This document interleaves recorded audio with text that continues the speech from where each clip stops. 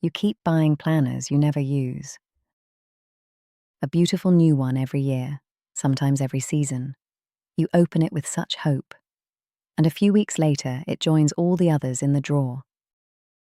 And still, the moment you see the next one, a quiet voice says, "Maybe this is the one that finally fixes me."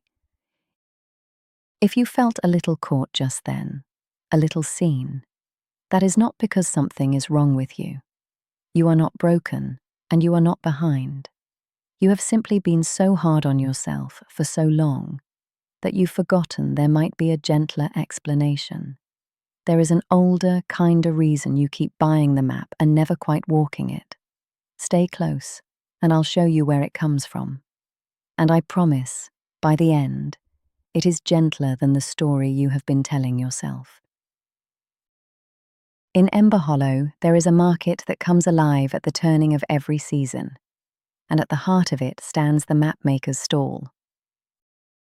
The maps there are the most beautiful things in the realm, every path inked in gold, every hour of the journey planned, and the seekers of Emberhollow buy them the way you buy planners, with their whole hearts, certain that this map will finally make them into the one who never strays from the path.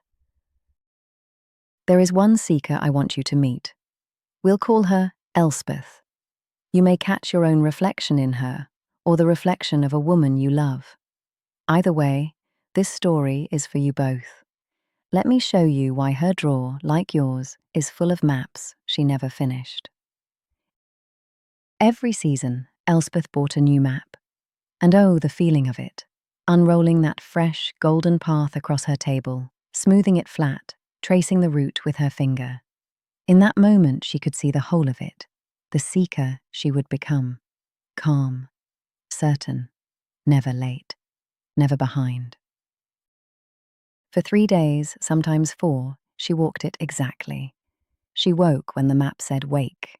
She turned where it said turn. And she felt for those few bright mornings like the woman she had always meant to be.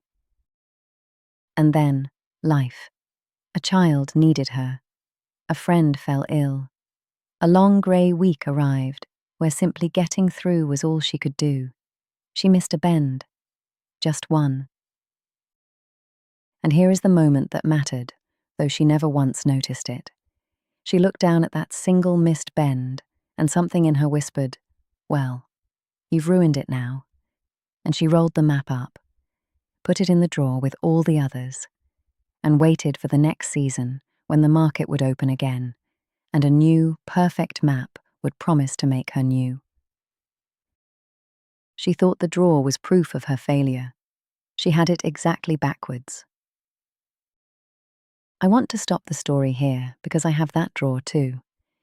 And I spent years believing it meant I was the kind of woman who simply couldn't stick to anything. Here is what is actually happening. And it has names, good, real ones. Start with why you buy the map at all.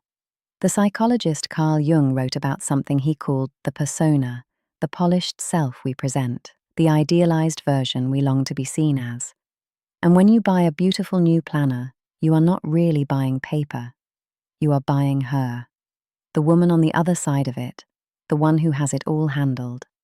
You're not disorganized, dear seeker. You are hopeful. Every planner in that drawer is a small act of faith in who you could become. And there's a reason the new one always feels so powerful. Researchers have a name for it, the fresh start effect. They found that we feel most able to change at the edges of things. A new year, a new month, a Monday, a birthday, a fresh page. Those moments genuinely lift our motivation. So that surge of hope you feel unrolling a new planner, that's not foolishness. That's a real and documented pull. You were never weak for feeling it. You were simply human, standing at a fresh start. But then comes the missed bend. And here is the one that undid me when I first learned it.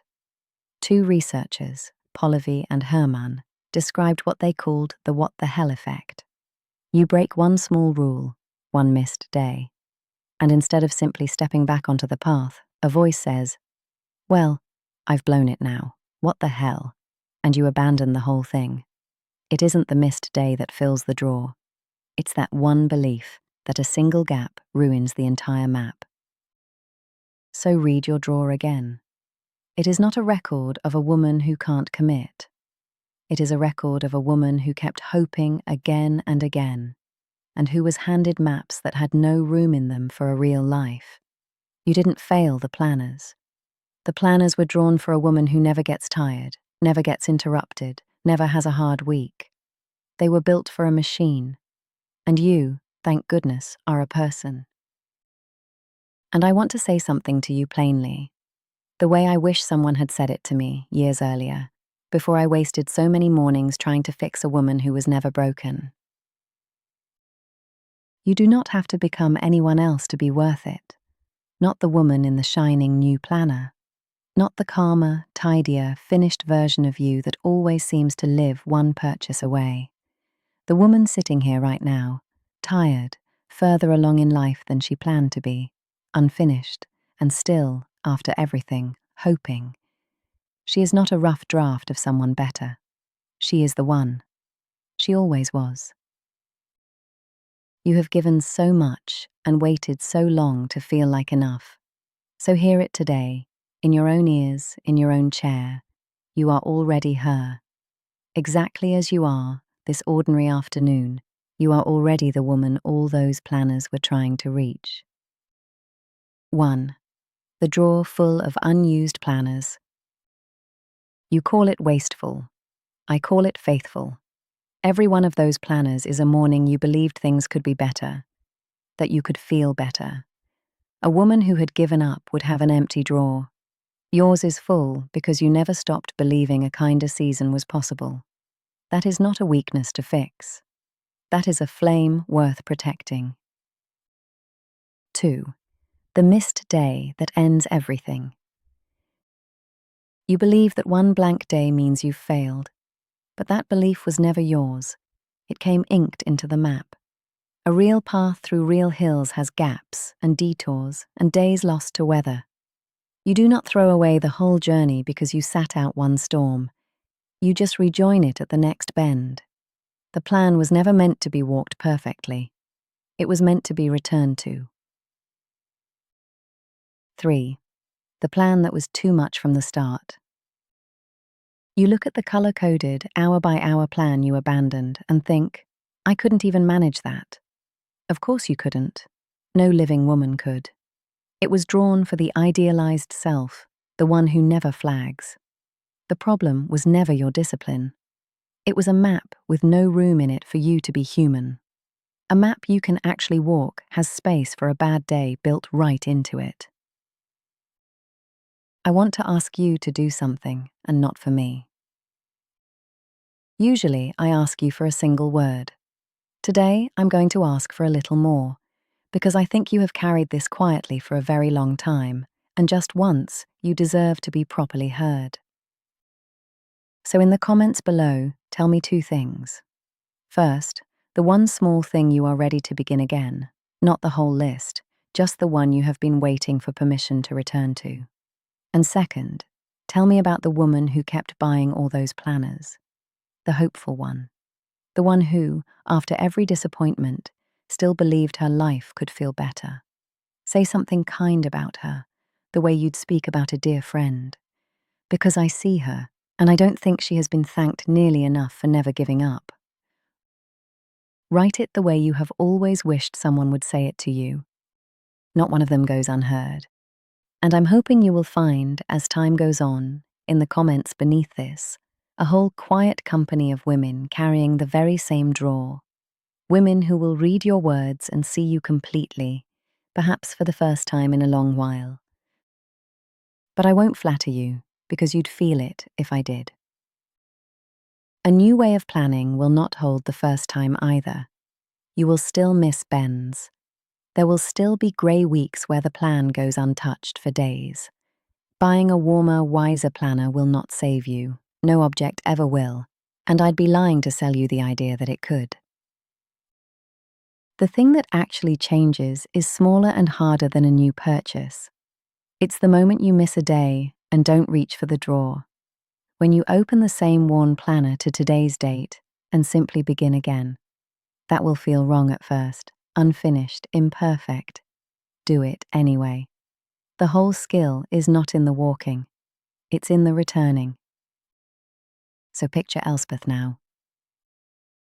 The season turns, and the market opens, and its beautiful new maps call to her the way they always have. But this time she doesn't go.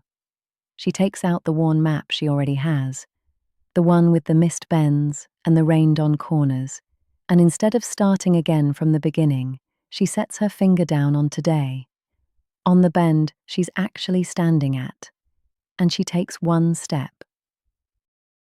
The Stoic Seneca once warned that while we keep waiting for the perfect life to begin, the real one is quietly passing by. Every clean planner in that drawer was a life you were saving for a Monday that never came. But your life isn't in the fresh start. It's here, in the middle, in the messy, unfinished week you're actually living. So here is the different way to look at it. Maybe you reach into that drawer and lift out one you already have. Or maybe you do treat yourself to a beautiful new one if a fresh page is what lifts your heart. There is nothing wrong with that at all. Either is welcome.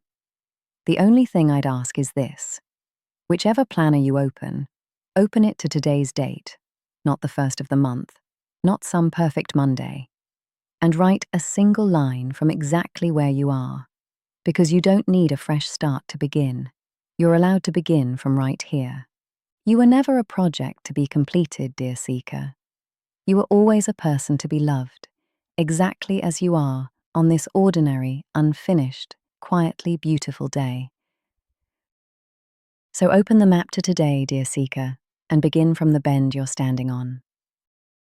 Until then, seekers, walk gently, be kind, and remember, you are already enough.